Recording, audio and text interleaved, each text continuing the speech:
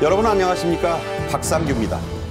전공의들의 복귀와 의료개혁 타협을 호소하던 폐암 환우 회장이 병마를 이기지 못하고 별세했습니다. 한덕수 국무총리는 직접 조문했고 전공의들의 복귀를 거듭 호소했습니다. 음주 뺑소니 피의자로 소환된 가수 김호중 씨가 7개 혐의에 대해 조사를 받고 귀가했습니다. 이원석 검찰총장은 구속 사유에 대한 적극적인 수사를 지시했고 정치권에서는 김호중 방지법 개정까지 논의되고 있습니다. 4월의 무더위에 5월 폭설 같은 이상기후가 우리나라에서도 나타나고 있는데요. 기후플레이션을 일으킬 것이란 전망까지 나오는 세계적인 기후변화의 원인과 파장을 심층 진단해드리겠습니다. 먼저 이웅혁 건국대학교 경찰학과 교수, 임종윤 경제평론가와 함께 말씀 나누겠습니다. 어서 오십시오. 안녕하십니까. 안녕하세요. 안녕하십니까. 첫 주제입니다. 안타까운 소식입니다. 의료 공백이 석 달을 훌쩍 넘긴 가운데 암 같은 중증 환자들의 고통은 그야말로 극심합니다. 전공의들의 복귀와 의정 타협을 간절히 호소했던 이건주 한국 폐암 환우 회장이 19일 유명을 달리했습니다. 이 회장의 생전 모습 함께 보시겠습니다.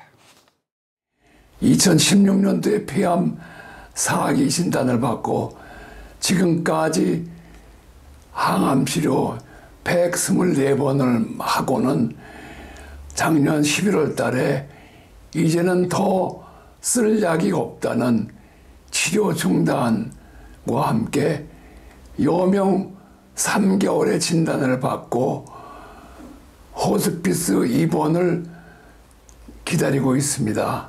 관계 당국과 의협은 즉각 협상을 재개하고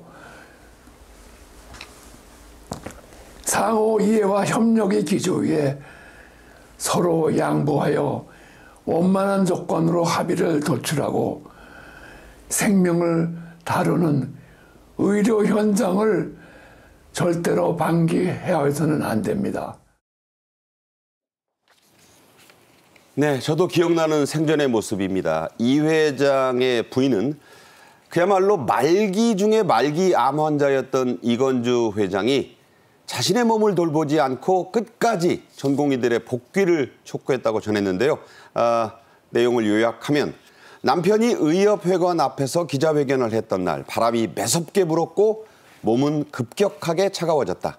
의료계의 집단 행동으로 신체적 정신적으로 많이 힘들어 하셨다 이런 얘기 했습니다. 이때가 3월 13일이었어요. 예, 이제 뭐 채 석 달도 안 된 거죠. CG에서도 보셨습니다만 매섭게 바람이 불었고 몸이 급격하게 차가워졌다. 말기 폐암 환자, 그러냐 가만히만 있어도 사실은 몸을 제대로 서 있기도 힘들 정도로 고통이 많았던 분일 텐데 이런 날 이렇게까지 얘기를 했다라는 거 앞서 그 아내분이 말씀하셨던 대로 이제 자기 몸을 돌보자 끝까지 뭔가 해스타 해결을 해서 조금이라도 도움이 되겠다는 이런 간절한 마음을 담았는데 사실 그게 외면이 된 거죠. 말기 암 환자한테 가장 중요한 게 뭘까요? 아무래도 환자의 정신적인 건강, 정신적인 안정, 그다음에 의사에 대한 신뢰 아니겠습니까? 그게 돼도 사실은 생존이 확실하지 않은 게 이 암이라는 건데 사실 좀 시한부였죠. 그러니까요. 근데 이런 부분에도 불구하고 상식적인, 그러니까 의사가 환자를 돌보고 환자는 의사를 신뢰한다. 이 상식적인 거를 지켜내겠다. 그거를 좀 되돌리겠다라는 고인의 이 어떻게 보면 이 간절한 노력, 그다음에 절실한 마음이 결국 물거품이 됐습니다. 그렇게 좀 안타까운 상황이 될 수밖에 없겠고요. SNS에서도 의정 갈등을 좀 코미디다 이렇게까지 얘기를 했습니다. 결국 이게 뭐냐면 답답하다는 거죠. 왜 상식으로서 제대로 통용이 되지 않느냐. 이런 부분들에서 굉장히 좀 안타까워했다라고 볼 수가 있겠고 고인의 그 부인 말씀을 보더라도 이제는 좀 하루빨리 정상이, 상식이 정상이 되는 세상으로 돌아가야 되겠다. 이런 것들을 다시 한번 좀 느낄 수가 있는 내용들이었습니다. 네. 한덕수 국무총리가 직접 이건주 회장의 빈소에 찾아가서 조문을 했습니다. 이후에 한 총리는 SNS에 긴 글을 남겼는데요. 그 내용도 좀 뭉클했어요. 예, 화면에 나올 텐데 보시죠. 사실 내용이 굉장히 많습니다. 저렇게 SNS에다 길게 내용을 쓰기도 쉽지 않은 건데 내용을 좀 요약해 보면 지난 2월 전국인 집단행동이 시작됐을 때 고인이 아픈 몸으로 유튜브에 출연해서 자신의 폐암말기 CT 사진, 사실 이게 약간 개인적인 정보다 보니까 이런 걸 내기 쉽지 않잖아요. 그 정도로 이제 간절하게 의사들에게 좀 돌아와 달라 이렇게 호소를 했던 건데 그 부분을 얘기를 했고요. 이제 의료계획이 큰 고비를 넘겨서 이제 좀 뭔가 되려고 하는데 그런 기쁜 소식을 전하려고 했더니 돌아가셔서 결국 황망한 마음뿐이다, 안타깝다 이런 말을 했고, 또 전국민들에게는 환자를 살리는 게 의사들 직업 아니냐, 우리 제네바 정신을 다시 한번, 제네바 선언을 다시 한번 좀 잊지 말자 이렇게 호소를 하기도 했습니다. 히포크라테스 선서라고도 하죠. 그렇습니다. 네. 네. 자, 내년도 의대 증원 확정 작업은 이제 초읽기에 들어갔습니다. 증원 학칙 개정안을 교무회의에서 전국에서 처음으로 부결시켰던 부산대 재의결을 통해서 21일에 가결을 했죠. 예, 말씀하신 대로 부결한 게 불과 2주 전인데요. 2주 만에, 물론 그 사이에 이제 서울고법에서 집행정지 이제 기각 판정도 나오고 했으니까 전반적으로 분위기가 완전히 변하긴 했습니다. 어쨌든 학칙 변경을 부결한 14일 만에 이 똑같은 내용의 학칙을 통과를 시켰습니다. 그래서 이제 부산대학은 기존의 의대 정원 125명인데 이거를 200명까지 60% 넘게 늘릴 수 있게 됐고요. 다만 이제 당장 내년부터 늘리는 건 아닙니다. 왜냐하면 그동안에도 의정 갈등 때 가장 문제가 됐던 게 준비가 안 돼 있는 상태에서 너무 정원을 늘리는 거다, 이런 지적이 있지 않았습니까? 그래서 뭐 실험이나 실습 장비, 교수진 충원 등 이런 제반 요건을 충족시킬 때까지 좀 내년에는 그런 것들을 감안해서 38명만 일단 증원하겠다. 그러니까 최대 200명까지 네. 이제 점진적으로 앞으로 늘린다는 거죠. 그래서 내년에 부산대의대 신입생은 163명이 되고요. 또 차의과대학은 의대 정원이 지금 40명인데 100% 늘려서 내년에는 80명을 뽑기로 했습니다. 그래서 이런 거 저런 것들을 다 감안했을 때 내년도 전체 의과대학 모집 인원은 올해보다 1,500명 조금 넘게 늘어나게 됐습니다. 네. 자, 이제 다음 주제로 가겠습니다. 가수 김호중 씨가 피의자 신분으로 서울 강남경찰서에 출석해서 2시간 넘게 조사를 받고 무려 6시간 40분가량 대기했다가 정문 현관으로 나왔습니다. 취재진 앞에서 이런 소감을 밝혔다고 지금 전해져서 저희가 요약을 해드릴 텐데요.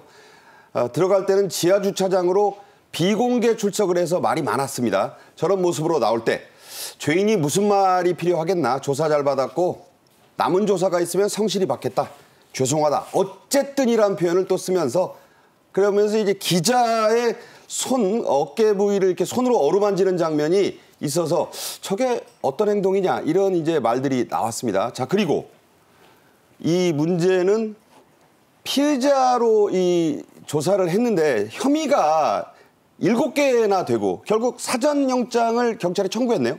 네, 뭐 신청을 하는 지금 상황이 아닌가 생각이 드는데요. 어제 그 조사 그 내용은 그 변호인의 그 이야기에 의하면 일단은 음주와 관련된 사실 확정에 관한 조사가 집중적으로 이루어진 것 같습니다. 바꿔 얘기하면 뭐 증거인멸 부분 또는 범죄인 도피 뭐 이런 것은 아직은 이루어지지 않았던 것 같고요. 어제 시점에서요. 이제 그럼에도 불구하고 이 전격적으로 구속영장 신청이 지금 진행 중인 상황인 것은 이만큼 이 사안은 단순한 그 도로교통법 위반 사항이 아니고 어떤 큰 틀에서 보게 되면 일정한 기획사라고 한 조직이 국가 공권력의 정면으로 반하는 행위들을 여러 형태의 기망을 통해서 조직 차원에서 했다고 하는 이 점이 가장 큰 문제점으로 지금 지적되고 있는 상황이 아닌가 생각이 됩니다. 그래서 지금 그 구속영장의 신청 그 내용도 지금 우리가 많이 논의가 하고 관심을 갖고 있는 혈중 알코올 농도 0.03% 이상의 음주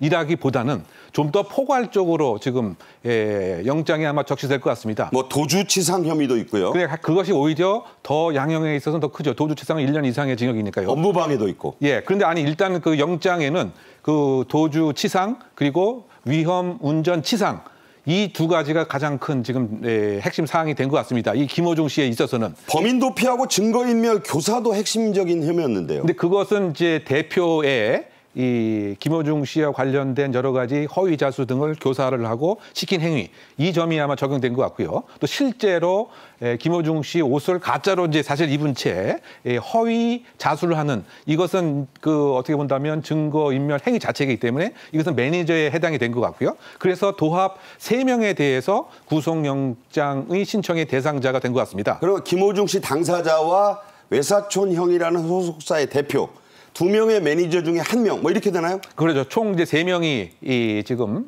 영장 신청의 대상이 됐는데, 그런데 지금 중요한 것은 그 죄목 자체가 단순한 그 음주 운전으로 지금 적용한 것이 아니고, 네. 그 위험 운전 치상, 뭐 이것은 혈중 알코올 농도 0.03%라고 하는 측정 수치가 없다고 하더라도 사실상 음주를 했다라고 하는 다른 사실들이 입증이 되기만 하면 사실 아주 중대한 처벌을 받을 수 있는 거죠.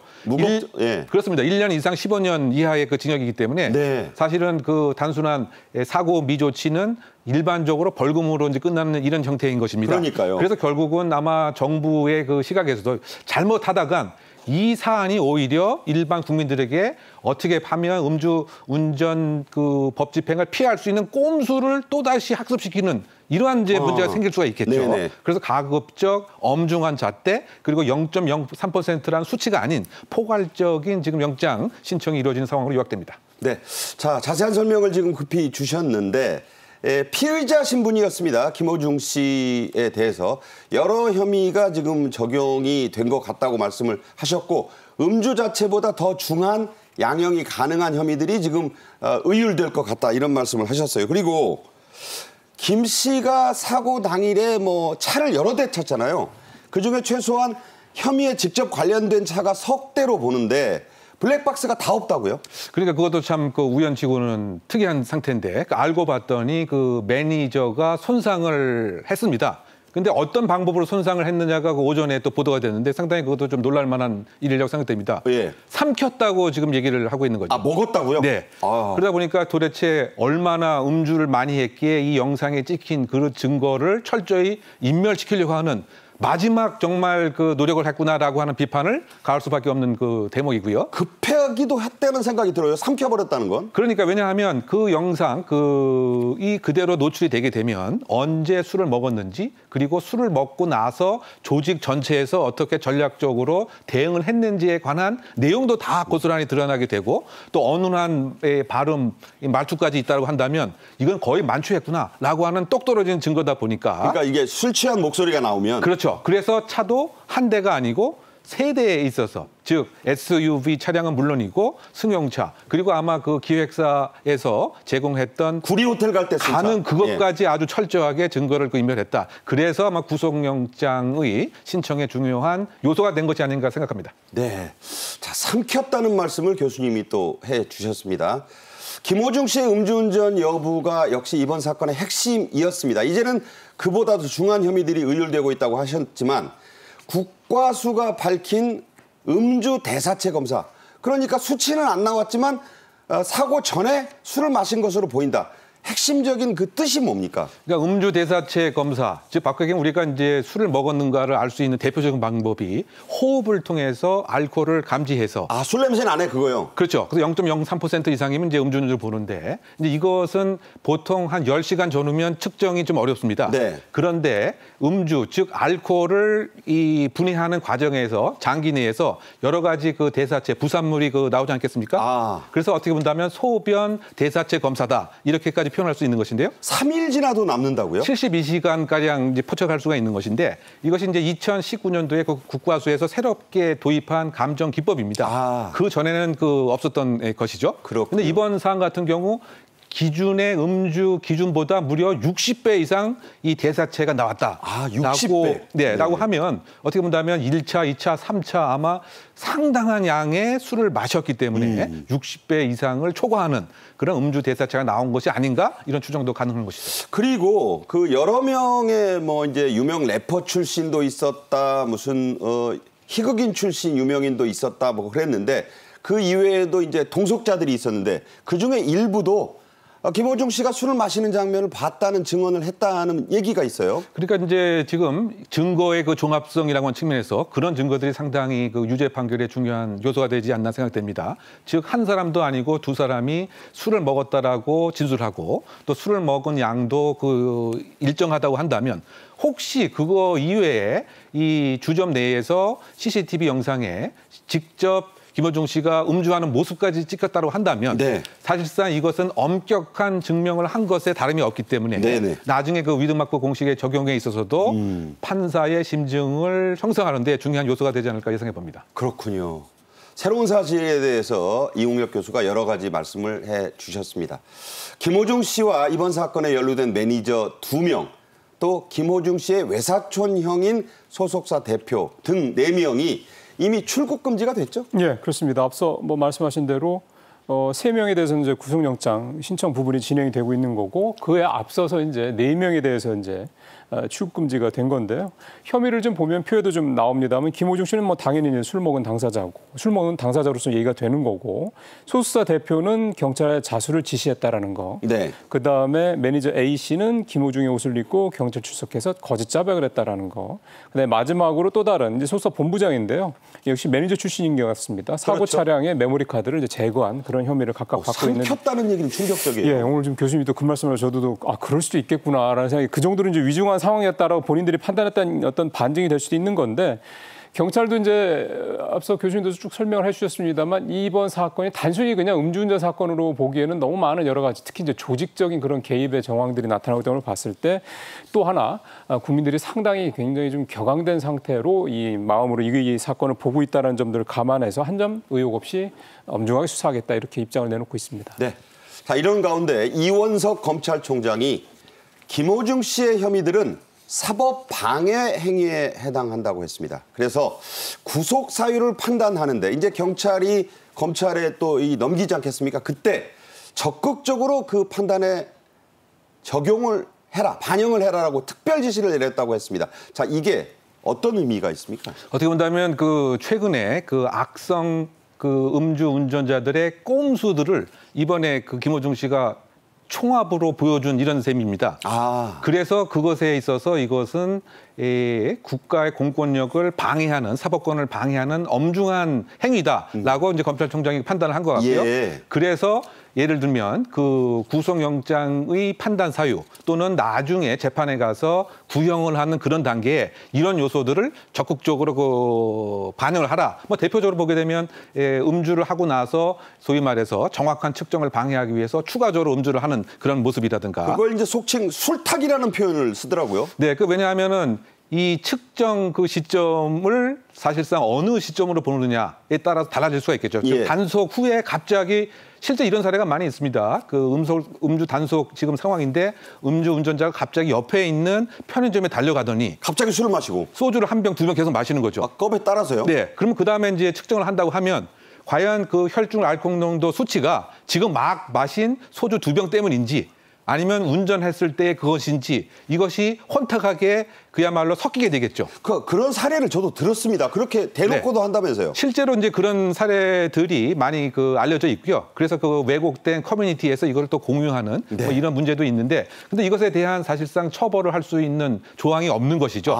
그래서 이런 것들을 다 이제 그 총괄을 해서 구형을 할 때, 구속을 판단할 때 다 반영을 하라라고 하는 것을 지금 검찰총장이 그 법무부의 그 법 제도가 오히려 더 필요하다. 법 제도가 있어야 된다. 왜냐하면 이것을 사실상 처벌할 수 있는 법적 근거는 이제 없기 때문에 네네. 이것을 악용하는 꼼수를 막아야 된다고 강력한 의지를 표현한 것 같고요. 결국 이것은 요약하게 되면 지금 그 검찰총장 등에서 이번 사건을 바라보는 시각을 우리가 엿볼 수 있는 것이죠. 그렇군요.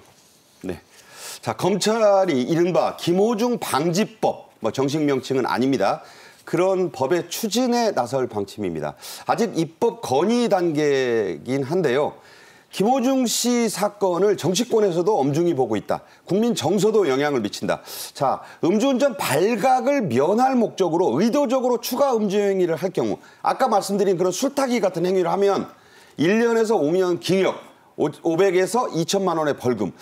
기준이 상당히 엄격하네요. 네, 그러니까 저 행위 자체가 사실상 음주운전을 거부하는, 불응하는 그러한 행위란 말이죠. 그런데 저것에 대한 명시적인 법적 규정이 없다 보니까 법적 규정이 필요하다라고 지금 건의를 한 것이고요. 그리고 양형도 음주운전 불응죄가 바로 징역 1년 이상 5년 이하입니다. 네. 그래서 그 양형과 이제 동일하게 지금 그 입법이 필요하다라고 건의를 한 것이고요. 근데 어쨌든 이것은 이제 도로교통법 개정이 필요한 사항이니까 김어중 씨에게 직접 적용되지는 않겠지만 그럼에도 불구하고 기본적인 지금 김어중 씨의 여러 가지 행태를 판단하는 데 있어서 검찰이 할 수 있는 최대한의 엄중한 법을 적용하고 구형에 있어서도 가장 최대한 엄중하게 구형을 할 수 있다라고 하는 시각을 엿볼 수 있는 대목으로 보입니다. 그러니까 이제 이 법이 만약 제정이 된다고 하면 김어중 씨 사건 적용은 어렵지만 저런 게 추진된다는 것 자체는 여러 가지 수사에 방향에도 영향은 주겠어요. 네, 그렇죠. 그래서 아마 지금 어떤 측면에서는 지금 경찰과 검찰이 이번 사건에 나름대로 사전적인 의견의 조율이 있었던 것이 아닌가 생각이 되고요. 네. 그래서 이것도 반드시 필요합니다. 왜냐하면 그렇지 않으면 이것이 이창명 코미디언이라고 하는 사건 이후에 네. 또 다른 제2의 학습 효과, 나쁜 의미에서 학습 효과가 되죠. 그건 뭐냐면 음주운전 발각 시에는 무조건 그 자리를 떠나면 아무런 죄를 받지 않는다라고 하는 잘못된 메시지를 보내면 안 되기 때문에 그렇죠. 이건 사회의 중요한 규범에 관한 문제입니다. 그리고 음주운전이라고 하는 것은 살인 행위와 다름이 없기 때문에 그런 측면에서 법적인 사각제도도 해소를 하고 엄중한 사법기관의 모습을 보여주려고 하는 그런 한 단면으로 생각됩니다. 네, 자.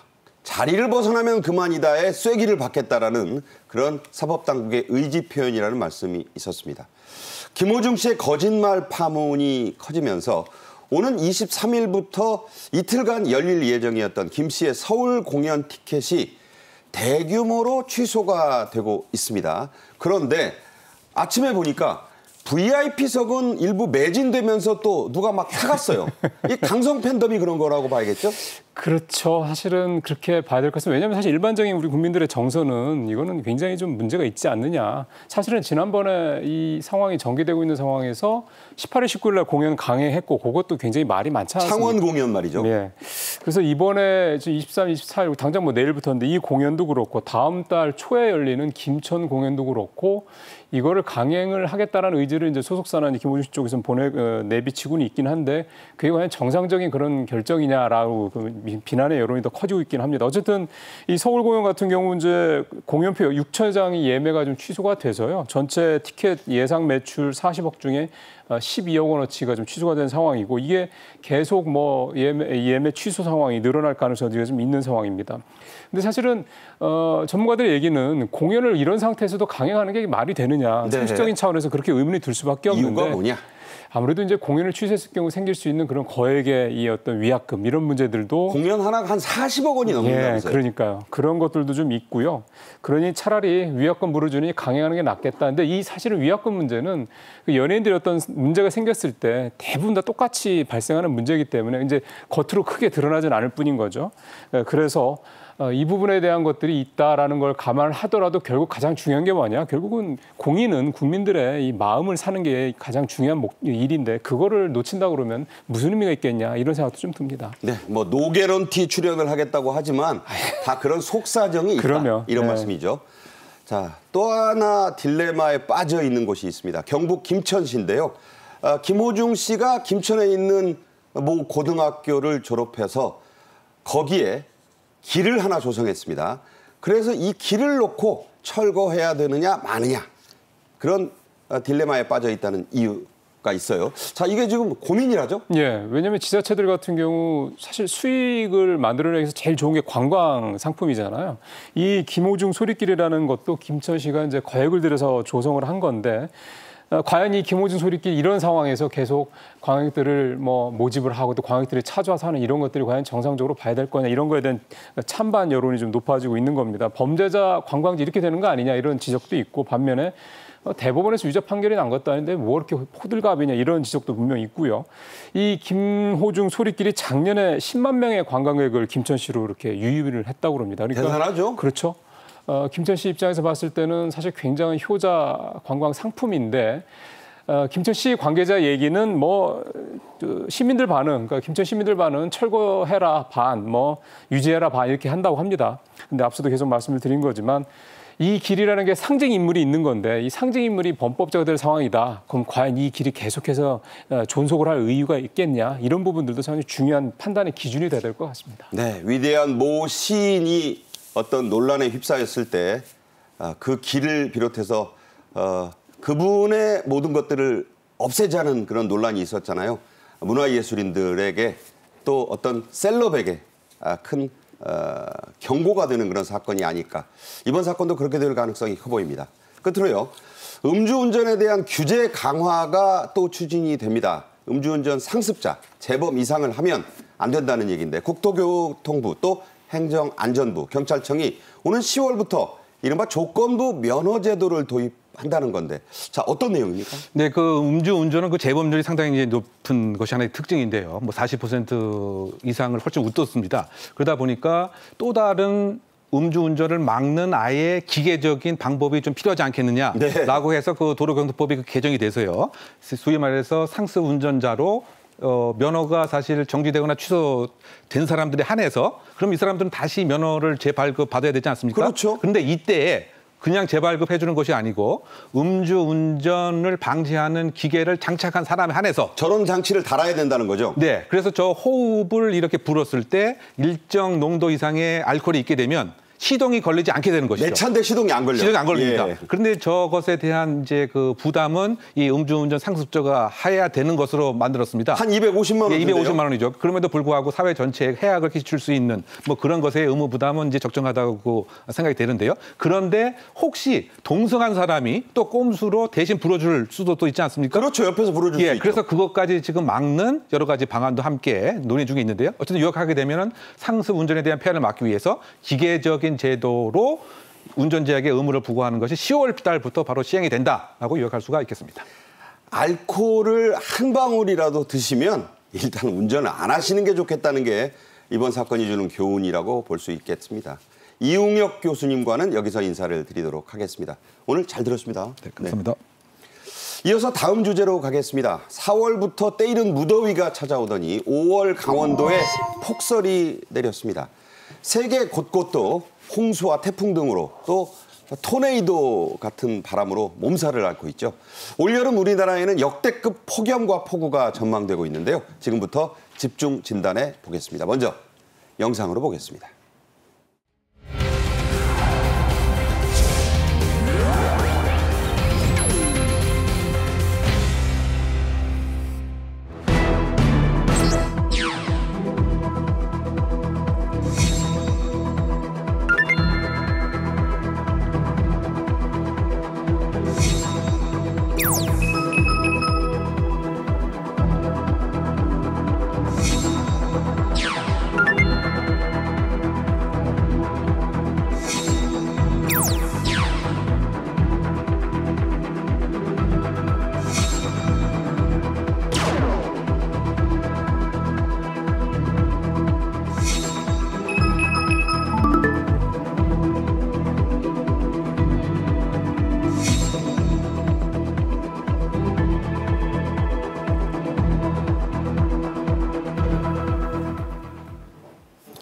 네, 이번 주제는 맹소영 웨더 커뮤니케이션스 대표님과 함께 하겠습니다. 어서 오십시오. 네, 안녕하세요. 네, 안녕하세요. 부처님 오신 날에 눈을 봤던 기억이 저도 꽤 살았다고 살았는데 없거든요. 강원도에서는 5월 중순에 대설특보까지 발령이 됐습니다. 맹 대표님, 대체 왜 이러는 거죠? 일단 강원 산간 지역 같은 경우에는 5월 달에 종종 눈이 내리기도 합니다. 특히 이제 산간 지역 같은 경우에는 해발 고도가 1000m가 넘는 지역 같은 경우에는 아무리 뭐 초여름을 맞이하는 지상과는 다르게 그래도 기온이 영하권으로 좀 자주 떨어지기 때문에 비보다는 눈의 형태로 내리는 경우가 있는데 일단 이번에 내린 눈의 양은 과연 이 춘설이라고 하기에는 양이 적절했냐라는 것들이 좀 볼 수 있는 부분인데요. 네. 일단 대설특보가 내려지는 기준 자체는 24시간 이내에 5cm 이상의 눈이 내릴 것으로 예상이 되거나 대설경보 같은 경우에는 20cm 이상, 특히 산간 같은 경우에는 같은 눈구름이 들어오더라도 상승기류가 발생을 하기 때문에 더 많이 내려서 30cm 이상의 눈이 내리면 대설경보가 이들 지역에 발령이 되는데요. 일단 대설 주의보가 발령이 됐지만 사실상 결과적으로 내린 눈을 살폈을 때는 대설 경보급이었습니다. 보통 한 2021년에도 5월 1일, 3년 전이었죠. 5월 1일에 대설특보가 발령이 되고 눈 예보가 있기는 했었습니다만 양이 굉장히 적었습니다. 그런데 이번 같은 경우에는 1에서 5cm의 눈이 내리고 많아도 7cm 이상이라고 하는데 설악산, 그러니까 중청 그 대피소 같은 경우에는 40cm의 네. 폭설이 내렸고요. 엄청나죠? 그리고 향로봉은 14.9cm의 눈이 내리면서 거의 이들적의 대설 경보급의 눈이 내렸습니다. 네. 자, 1999년 기상청이 세워진 이후에 기록상으로는 이게 25년 만에 하나의 그 사건이라고 표현이 되네요. 그렇죠. 앞서 말씀을 드린 것처럼 5월 중에 해발 고도가 100m 이상이 되는 곳에서 눈이 내리는 경우는 종종 있기는 했습니다만 이렇게 대설주의보 경보가 내려질 정도의 급의 폭우는 좀 쉽지는 않다라는 거죠. 여기 앞서 이제 보시는 것처럼 99년 이래 5월 중순 이후에 첫 대설특보고 작년에 그러니까 3년 전에 2021년 전에 5월 초순 5월 1일 날 대설특보가 내려지긴 했지만 사실상 이후에 대설특보가 내려질 정도의 양은 아니었습니다. 강원 고성 향로봉에 14.9cm, 소청 대피소는 한 20, 그 중청 대피소가 한 40cm의 적설이 기록이 됐는데 양이 거의 겨울에 내릴 정도의 수준이었습니다. 그러니까요. 이 자료가 확인되는 게 1999년 이후인데 그때 그 5월 중순에 대설특보가 내린 적 자체가 없다는 거 아니겠습니까? 그렇죠. 그렇게 많은 양의 눈이 내리지는 않았습니다. 그러니까 일단은 이렇게 최근 들어서 좀 많은 양의 눈이 내린 거는 아무래도 좀 이제 가장 거시적인 관점에서 봤을 때 기후변화, 지구온난화로 인해서 만년 동안 전 지구가 안정적으로 나타났던 그런 지구의 시스템이 전반적으로 붕괴가 된 건데 일단 앞서 말씀드린 것처럼 겨울철에 해당되는 폭설 수준이었다라고 하면은 상층에 시베리아에 머물고 있던 영하 34도 정도의 찬 공기가 우리나라 중위도 까지 내려왔는데 이때 강원 산간 지역의 이 지상에서부터 한 5km 떨어진 상공에서 영하 25도, 영하 30도의 찬 공기가 머물러 있었고요. 네. 그리고 하층으로부터는 이 저기압이 지나면서 남층에 다양한 수증기와 함께 다량의 이제 따뜻한 공기가 유입이 되면서 상하간의 대기 불안정이 굉장히 강해지면서 눈구름을 폭발적으로 발달을 시켰고 그리고 비보다는 이 눈구름의 형태로 내렸기 때문에 이들 지역에 거의 겨울철 수준에 맞먹는 그런 폭설이 내리게 된 겁니다. 네, 기상 전문가로서 맹 대표님이 시청자분들에게 자, 왜 이렇게 계절적으로 그럴 계절이 아닌데 많은 눈이 왔는지 그걸 좀 설명해 주시죠. 이제는 보통 날씨가 없어진 거죠. 과거 같은 경우에는 봄, 여름, 가을, 겨울이라고 해서 특히 이제 우리나라 같은 경우에는 기후변화라는 것을 체감을 크게 못하는 이유가 4계절을 다 경험할 수 있는 그런 나라이기 때문에 더우면 겨울을 바라고요. 그러니까. 겨울에 많이 추우면 여름 왔으면 좋겠다라고 하기 때문에 사실상 많은 분들이 체감을 크게 하지는 못합니다. 그런데 이번 같은 경우에는 5월은 5월다운 그런 날씨가 나타나야 되는데 지금 화면에 보시는 것처럼 시베리아 부근에 영하 34도의 찬 공기 머무를 수 있습니다. 그런데 이 공기가 우리나라 중위도 부근까지 이제 내려왔다라고 하는 게 좀 이례적인 거고요. 그리고 지금 우리나라 주변의 해수면 온도가 기온이 굉장히 높습니다. 아하. 이렇게 되면 바다로부터 대기 중에 증발되는 수증기량이 많아지게 되는데 결국에는 비구름을 폭발적으로 발달시킬 수 있는 그런 어떤 연료의 역할은 결국에 수증기거든요. 그렇군요. 그러니까 남쪽의 하층에서부터는 따뜻한 공기와 함께 다량의 수증기가 이맘때 유입이 됐다라는 것도 사실 이맘때에 나타나기 힘든 그런 어떤 기상 조건인데다가 상층에서는 겨울철에 좀 내려올 법한 찬 공기가 내려왔다는 어떤 이례적인 이슈 안에서 상하간의 공기 움직임이 결국에 극과 극인 날씨, 공기의 대립으로 인해서 폭발적으로 비구름이 만들어졌던 그런 이제 현상이 이번에 좀 5월의 때 아닌 폭설이 나타난 원인이라 볼 수 있겠습니다. 원래는 그 설명해 주신 대로라면 강한 비가 내려야 되지만 추우니까 이게 눈으로 변해서 때 아닌 눈이 왔다 이런 말씀이 되나요? 그렇죠. 그렇군요. 자, 5월에 이렇게 큰 눈을 본 관광객들 좋아했습니다. 어린이들도 좋아했고. 하지만 농부들 피해가 막심합니다. 특히 이 냉해 피해 매우 크다죠? 예. 국민 과일, 사과, 배 얘기 여러 번 하지 않았습니까? 그게 이렇게 작황이 안 좋고 가격이 올라간 가장 큰 이유도 작년 5월에 이 냉해 때문에 그런 거거든요. 근데 이제 그거에 앞서서 지금 이 강원도 이런 갑작스러운 폭설 때문에 이 고랭지 이런 어떤 나물들, 뭐 대표적인 곰취, 눈개승마 이런 것들이 될 텐데. 저 맛있잖아요. 예, 이게 지금 이제 막 입을 펼쳐나가야 될 그런 시기거든요. 근데 여기에 이렇게 엄청난 폭설이 내려서 위에서 그 무거운 무게로 눌러 내리게 되면 당연히 그러니까 저렇게 되는 바람에 예. 망쳤다는 거예요. 사실은 저게 되살아나서 다시 회복되기가 좀 쉽지 않은 그런 상황이 됐습니다. 농부들 뭐 당연히 농사 망쳤다 이런 얘기를 하실 수밖에 없는 그런 상황이고요. 이런 뭐 그 나물 작물뿐만이 아니라 이 배추와 같은 이런 작물들도 좀 문제입니다. 왜냐하면 고랭지 배추. 예.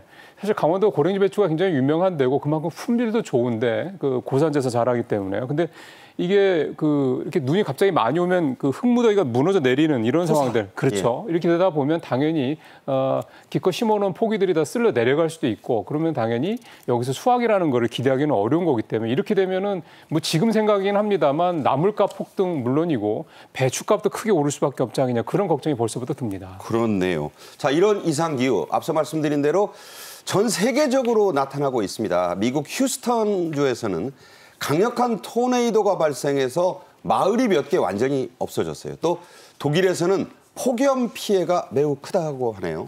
지난달까지만 해도 이 중동 지역에서는 때 아닌 폭우와 홍수로 물난리가 겪었는데 이제 그랬죠. 유럽과 미국 남부 지역에서는 때 아닌 토네이도와 또 폭염 피해가 잇따르고 있습니다. 그야말로 중간 날씨가 없는 기후 변화의 양극화 현상이 세계 곳곳에서 나타나고 있는 건데요. 저게 지금 마을이에요. 예, 원래. 네. 그렇죠.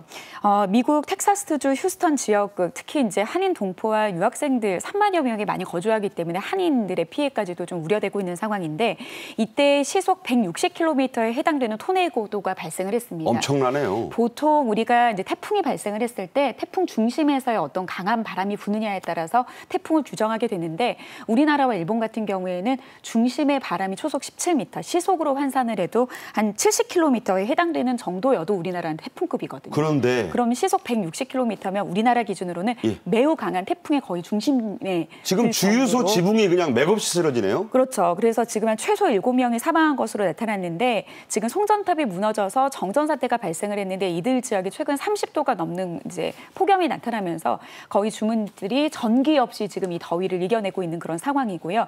그리고 이제 지나가던 택시가 쓰러지는 이 전신주에 덮치는 바람에 또 사고가 나는 그런 어떤 피해들도 지금 발생을 하고 있는 상황입니다. 여러 명이 숨지기도 하고 다행히 3만여 명의 우리 교민 피해가 특별한 것은 아직 보고가 안 됐습니다. 물론 뭐 미국인들도 많이 돌아가셨기 때문에 다행이란 표현은 좀 적합하지 않은지도 모르겠군요. 작년 이상 한파로 급등한 과일값의 고공행진은 여전합니다. 자, 여름 과일 하면 또 여름 채소죠. 수박값 한 통에 3만 원까지 한다고요? 예, 이 사과, 배만 사실 요즘 비싼 게 아니라 수박이 물론 요즘 나올 때 수박 가격이 싸지는 않습니다. 그래도 뭐 2만 원 초중반 정도면 예년에는 특히 작년 뭐 그 전만 해도 좀 수박 그래도 먹을 수 있었는데 지금은 3만 원 전후까지 올라갔으니까 가격이 많이 올라갔죠. 이렇게 가격이 올라간 이유도 역시 앞서 말씀드린 사과나 배와 같은 상황과 거의 비슷합니다. 그러니까 이런 기상 이변 때문에 작황이 부족한 거고 작황이 부족하니까 나오는 생산량이 줄어드니 당연히 시장의 수요를 따라갈 만큼 공급이 안 돼서 가격이 오르는 이런 상황들이 좀 벌어지고 있는 그런 모습인 건데요. 특히 올해 봄이 예년에 비해서 이렇게 비가 좀 많습니다. 네. 비가 많다는 얘기는 그만큼 날씨가 흐리고 햇볕이 덜 나온다는 얘기니까 일조량이 줄어들게 되면 당연히 한참 꽃을 피우고 또 그다음에 몸집을 불려야 될 과일들한테는 여러 가지 여건이 좋지 않을 수밖에 없다는 거죠. 일조량이 나쁘면 과일이 달지도 않아요. 맞습니다. 그러니까 가격은 비싸고 기껏 비싼 과일 사와서 딱 쪼갰는데 맛은 없고 빨갛지도 않고 이렇다고 그러면 소비자들의 만족도도 떨어질 수밖에 없는 거고 이 상황에서 이 농민들의 속이 타는 거는 그것도 상당히 좀 걱정스러운 부분이긴 합니다만 결국은 이렇게 되면 특히 과일 쪽의 가격이 이제 안정되기가 쉽지 않다는 겁니다. 그렇죠. 계속해서 오를 수밖에 없다는 얘기거든요. 이번에는 수박 얘기를 말씀을 드렸습니다만 이런 냉해가 비단 수박뿐만이 아니라 다른 과일 그러니까 배, 사과 또는 복숭아 이런 다른 과일 가지고도 그대로 연결될 수가 있기 때문에 전체적으로 과일값이 올해도 안정되기는 쉽지 않지 않겠나 그런 걱정이 벌써 듭니다. 네, 이 고온도 문제지만 비도 큰 문제입니다. 과수 화상병이란 말을 처음 저는 들었는데 이 병은 강수량 또 고온과 밀접한 관계가 있는데 이 역상관 관계라고 할까 그런 관계네요. 참 그 날씨를 살펴보면 이제 우산 장수와 집신 장수의 마음과 같습니다. 그러니까 이맘때 네. 비가 너무 많이 안 와주면 올해 같은 경우에는 이제 산불 피해라든지 이런 소식은 좀 덜하거든요. 그렇죠. 가뭄에 대한 이야기는 덜한데 올해 유독 많이 내리고 있는 이런 비로 인해서의 피해가 농가에서의 이제 안 좋은 그런 피해 소식들이 많이 들리고 있습니다. 일단은 과수 화상병은 사과와 이제 배와 같은 이런 작물의 잎이나 꽃이나 가지, 줄기 등에 마치 화상을 입은 것과 같이 그러니까 붉게 벌겋게요. 맞아요. 예. 붉은 갈색이나 검은색으로 변하면서 마른 증상을 보이면서 고사해 버리는 그런 이제 현상을 말하는데 치료제가 딱히 없기 때문에 특히 이제 이런 과수 화상병이 나타나면 거의 전체 과수를 매몰해야 되는 그런 굉장히 전파력이 높은 바이러스 감염이라고 보시면 되겠습니다. 그렇군요. 근데 특히 뭐 이런 이제 과수 화상병 같은 경우에는 뭐 곤충이나 농기구 등에서도 감염이 되기도 하지만 빗물이나 이제 바람을 통해서도 감염이 되기 때문에 특히 올해같이 비가 많이 내릴 경우, 특히 강수량이 유독 많이 내릴 경우에 강수량이 많을 경우에 네. 이런 과수 화상병에서 발병 빈도가 또 높아지는 그런 경우가 많습니다. 그렇군요. 특히 올해 같은 경우에는 이제 3월부터 그리고 뿐만 아니라 겨울 같은 경우에도 계속해서 일조 시간이 줄어들고 비나 눈이 많이 내리는 날들이 계속해서 이제 연이어 이어나다 보니까 과수에서 이제 피해가 누적되어 있는 그런 상황들이 계속해서 노출되고 있는 것이죠. 그렇군요. 자, 이런 이상 기온으로 마늘 이거 예. 중요합니다. 한국인의 그 요리 재료 가운데 이 마늘 값도 폭등을 하고 있다고요. 우리 이제 뭐 에그리플레이션 뭐 이런 얘기 합니다. 농산품 가격 올라가는 거. 이제 마늘플레이션이라는 얘기 나올 것 같고 앞서 과일 얘기했으니까 푸르플레이션이라는 말도 이제는 일상화되지 않을까 네. 그런 생각이 드는 건데 재배 면적이 가뜩이나 줄어든 상황에서 앞서 말씀드렸던 여러 가지 기상이변, 일조량 부족 이런 상황까지 겹쳐지니까 당연히 마늘 수확량이 떨어질 수밖에 없습니다. 평년 대비 한 6에서 7% 정도 줄어들 것이다라고 좀 관계기관에서 전망을 하는데 이를테면 재배 면적이 줄어들고 생산량이 줄어들어서 가격이 오르면 그나마 뭐 다행일 수도 있겠으면 농가 입장에서 봤을 때는 근데 상품성이 떨어진다는 게 큰 문제입니다. 그 뻘마늘. 예, 이게 뭐냐면 보통 우리가 6종 마늘, 뭐 5종 마늘 이렇게 얘기하는 게 이제 큼직한 이 마늘 알갱이가 이렇게 여러 개 심각한 거예요. 예, 네. 많이 안 들어있고 대여섯 개 정도 들어있는 게 이제 그 비싸게 받는 6종 마늘 뭐 이런 건데 이 6종 마늘이 아니라 뭐 한 10종 마늘, 뭐 12종 마늘 이렇게 되는 겁니다. 가늘게. 그러니까 상품성이 떨어지는 네. 거죠. 그런 마늘을 시장에 내놔도 좋은 가격을 받기가 어려우니 농가 입장에서 봤을 때는 기껏 농사 져서 제대로 값도 못 받는 이런 상황이 벌어지는 거고요. 그나마도 많이 생산되는 것도 아니고요. 이 사실은 여러 가지 기후 문제 때문에 과일뿐만 아니라 이런 채소, 뭐 이런 부분까지 상당히 좀 여러 가지로 작황도 떨어지고 가격도 떨어지는 농가 입장에서는 아주 여러 가지로 안 좋은 상황이죠. 한꺼번에 겹치고 있는 상황입니다. 네. 벌 얘기 좀 하겠습니다. 프랑스의 유명 작가 베르나르 베르베르는 꿀벌이 사라지면 인류가 멸망할 것이란 섬뜩한 경고를 했습니다. 꿀벌이란 소설도 제가 재미있게 읽었는데 실제로 최근 많은 꿀벌들이 사라지고 있습니다. 이것도 기후와 연관이 있다고요. 뭐 꿀벌이 우리의 생활과 어떤 큰 영향이 있을까? 뭐 어떤 생물의 어떤 개체수가 하나가 또 뭐 멸종이 되거나 하는 분야로 살필 게 아니라 이거는 굉장히 생태계 전반적인 문제에 대해서 크게 살펴볼 수 있는 이제 부분이 되는데요.